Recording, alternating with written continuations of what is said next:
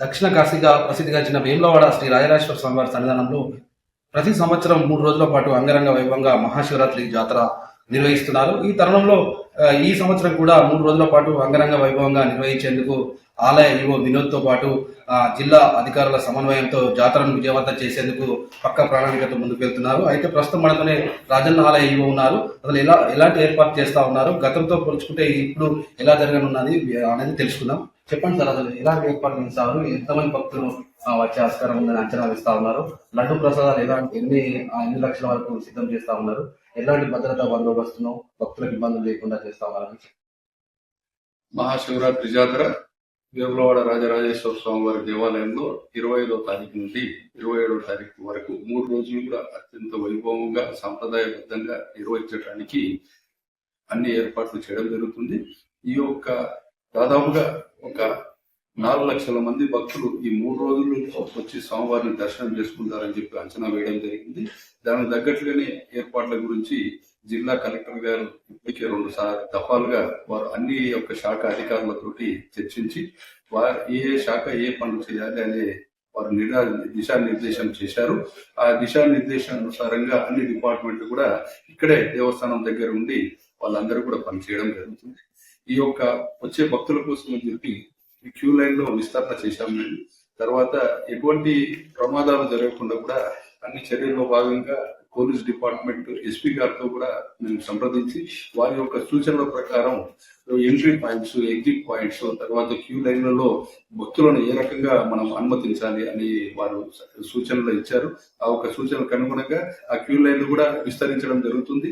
Queue line లో కూడా వచ్చే భక్తుల కోసం అని చెప్పి శివరాత్రి రోజు మంచినీటి వసతి, అలాగే మజ్జిగ ప్యాకెట్లు, తర్వాత భక్తుల ద్వారా విరాళంగా సేకరించిన పండ్లు కూడా వాళ్ళకి క్యూ లైన్లలో మేము అందించడం జరుగుతుంది. ధర్మగుండంలో కూడా మేము ఎప్పటికప్పుడు ఈ మెడికల్ డిపార్ట్మెంట్ వారు సూచన ప్రకారం దాన్ని నీరు మార్చి శుద్ధమైన నీరు కూడా దాంట్లో మిషన్ భగీరథ వాళ్ళతోటి మేము కోఆర్డినేట్ చేసుకొని ఆ ఒక్క నీరు కూడా మేము మార్చడం జరుగుతుంది. అలాగే ఎటువంటి ప్రమాదాలు జరుగుతున్నా కూడా ఫిషరీస్ డిపార్ట్మెంట్ వారితో సంప్రదించి 24 మంది గజ స్విమ్మర్స్ కూడా మేము ఏర్పాటు చేయడం జరిగింది. అలాగే ఈ యొక్క భక్తులు అన్నదానాలు కూడా ఆలయ పరిసర ప్రాంతాల్లో కూడా చేయడానికి చాలా మంది ముందుకు వచ్చారు. కాబట్టి భక్తులకు నిరంతరం అన్నదానం చేయడానికి కూడా 2 రోజుల పాటు కూడా ఒక స్వచ్ఛంద సంస్థలు కూడా వారి యొక్క సహకారం అందిస్తున్నాయి. అదే కాకుండా ఈ యొక్క ఉపవాసాలు ఉంటారు, చాలా మంది టిఫిన్ చేస్తారనే ఉద్దేశంతో మేము నిరంతరంగా 25వ తారీఖు మరి 26వ తారీఖు 2 రోజులు కూడా కంటిన్యూస్ గా ఉచిత టిఫిన్స్ కూడా మేము దేవస్థానం పార్కింగ్ స్థలంలో అరేంజ్ చేయడం జరిగింది. అలాగే ఈ యొక్క టిఎస్ఆర్టీసీ వారు కూడా కరీంనగర్ 13 రీజన్స్ నుంచి ఒక 857 బస్సులు అరేంజ్ చేశారు.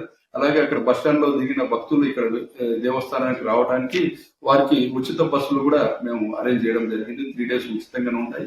వచ్చే భక్తులు దృష్టిలో పెట్టుకొని మేము 3 రోజుల్లో 5 లక్షల లడ్డూలు కూడా మేము ప్రిపేర్ చేస్తున్నాము. తర్వాత ఈ 3 రోజులు శివరాత్రి రోజు ఒక రోజు మాత్రమే 3 లక్షల లడ్డూలు అందుబాటులో ఉంచడానికి కూడా ఏర్పాటు చేయడం జరిగింది.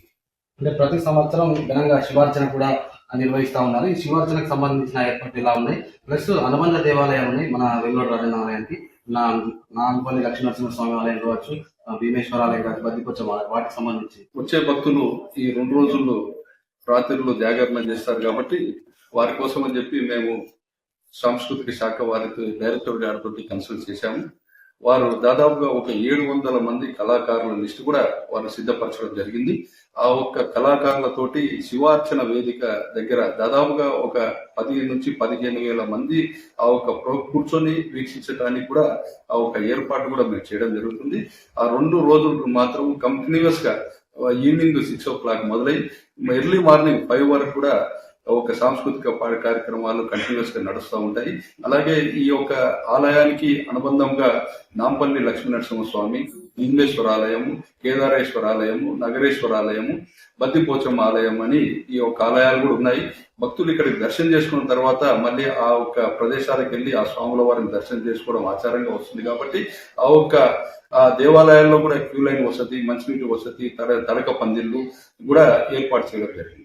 అంటే భక్తులకు ఈ అధిక సంఖ్యలో సుదూర ప్రాంతాల నుంచి ఈ మహాశివరాత్రి పర్వదినాలు వస్తారు కాబట్టి ఎలాంటి అవాంఛనీయ సంఘటనలు జరగకుండా ఎలాంటి ఏమన్నా టోల్ ఫ్రీ నెంబర్ కానీ హెల్ప్ లైన్ నెంబర్స్ ఏమైనా అందించారా? అవును. భక్తులు ఒక సమాచార నిమిత్తము ఎప్పటికప్పుడు మేము మైక్ అనౌన్స్మెంట్స్ చేయడానికి కూడా ఐఎన్పిఆర్ డిపార్ట్మెంట్ వాళ్ళతో కన్సల్ట్ చేసి అనౌన్సర్స్ కూడా మేము అరేంజ్ చేయడం జరిగింది. అన్ని ఒక 5 బస్ స్టాండ్స్ ఐడెంటిఫై చేయడం అయింది, 5 పార్కింగ్ ప్లేసెస్ ఐడెంటిఫై చేయడం జరిగింది. అలాగే గ్రౌండ్లలో కూడా ఎక్కువగా, తర్వాత ఆలయంలో కూడా ఎక్కువగా భక్తులు వస్తారు కాబట్టి ఏదైనా అవాంఛనీయ సంఘటనలు జరగకుండా వారి కోసం అని చెప్పి మేము ఒక టోల్ ఫ్రీ నెంబర్ కూడా అరేంజ్ చేశాము. టోల్ ఫ్రీ నెంబర్ వచ్చేసి 1800-425-2038.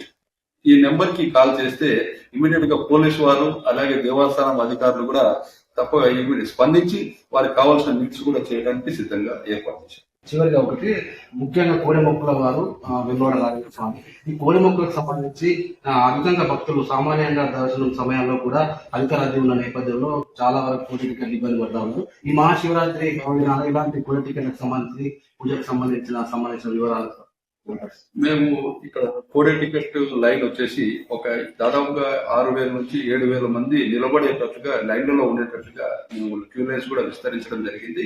ఆ ఒక కోడే మొక్కు చెల్లించుకునే భక్తులకి మేము 25వ తారీఖు రోజు ఉదయం నుంచి ఆ ఒక కోడే టికెట్లు జారీ చేసి నైట్ 10 గంటల వరకు కూడా కోడే టికెట్లు జారీ చేస్తాం వాళ్ళకి.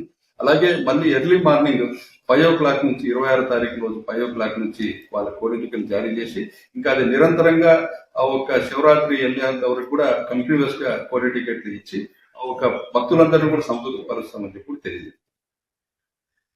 చూసాం కదా, స్వామివారి 3 రోజుల పాటు జరిగే మహాశివరాత్రి జాతరకు అన్ని ఏర్పాట్లు సిద్ధం చేశామని, స్వామివారికి కోడె టికెట్లకు సంబంధించిన అదనపు కౌంటర్లు కూడా ఏర్పాటు చేశామని, అన్ని శాఖల సమన్వయంతో విజయవంతం చేసేందుకు రాజన్న సిరిసిల్ల జిల్లా కలెక్టర్ సందీప్ కుమార్ జాదవ్ సారథ్యంలో వారి సూచన మేరకు కూడా ముందుకు సాగుతున్నామని రాజన్న ఆలయ ఈవో వినోద్ చెప్తున్న పరిస్థితి. ఏదేమైనప్పటికీ మహాశివరాత్రి జాతర గతంతో పోలిస్తే మరింత విజయవంతంగా ఘనంగా జరిగేందుకు కూడా ప్రణాళికతో ముందుకు వెళ్లడం చూపన్నామని చెప్పుకోవచ్చు. న్యూస్ 18 రాజన్న సిరిసిల్ల జిల్లా.